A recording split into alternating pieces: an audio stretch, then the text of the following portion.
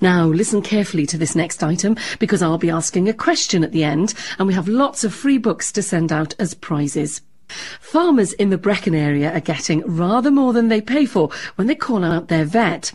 Robin Baldwin has been so inspired by the countryside and environment in the Beacons, he started writing poems about the people he meets every day.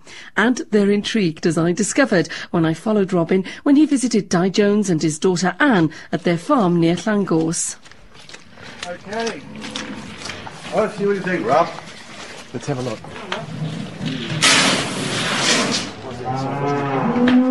I got my veterinary degree in New Zealand and it was time to sort of move on after 5 years working as a country practice there, and I realised that I was able to actually move to the UK with my wife through my grandparent entry. My grandparents were from Scotland, so that got us over here, and we slowly sort of like drifted west over a period of 2 to 3 years. And I've always liked Brecon and the hills, especially Pennyvarn.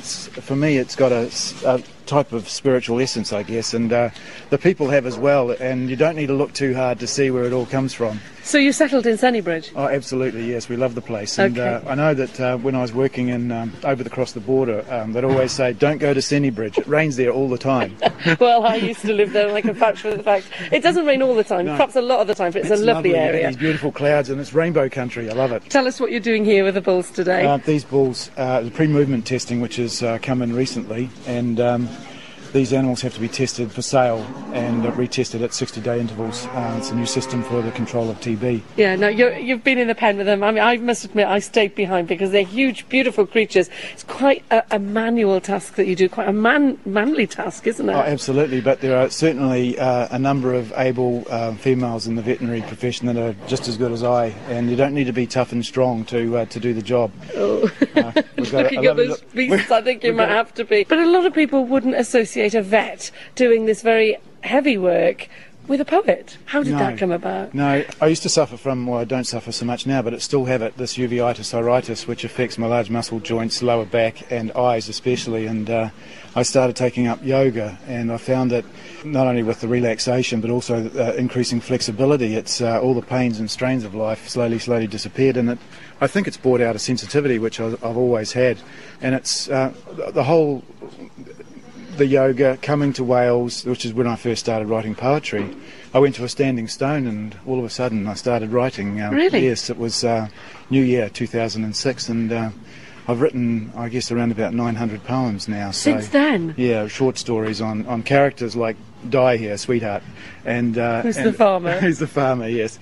I take photographs, I write poetry with the photographs, and quite often I'll give the photograph and the poem back to the farmers, and they love it. So you're inspired by the people you meet and the environment in which you're working? Oh, absolutely, yes. And the streams, the water, the people, yeah, it just all flows together. Can we hear a bit of your poetry? Absolutely, yeah.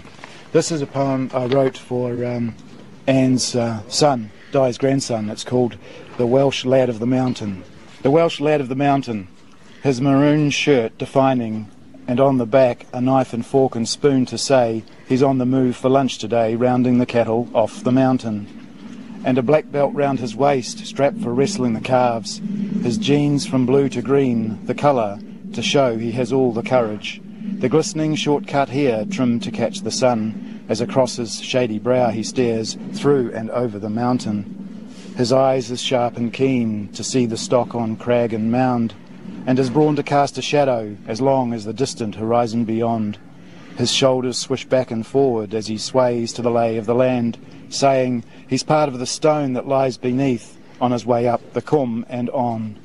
With a smile as big as it says, and a dog or two behind, a stick in the hand from one gone before, and he knows how to keep the shine.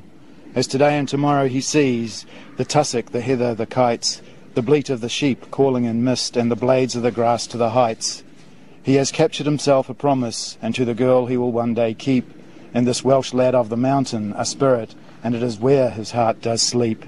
It is where he will always rise, and to be for evermore his home, to these Welsh mountains inlaid in stone, to all his weathering days. Well, that's the first time, isn't it, Anne, you've heard that, and it's about your boy. Yes. Inspired, Robin was inspired, obviously, when he was coming along to the farm, just giving you a copy of the poem. What do you think about it?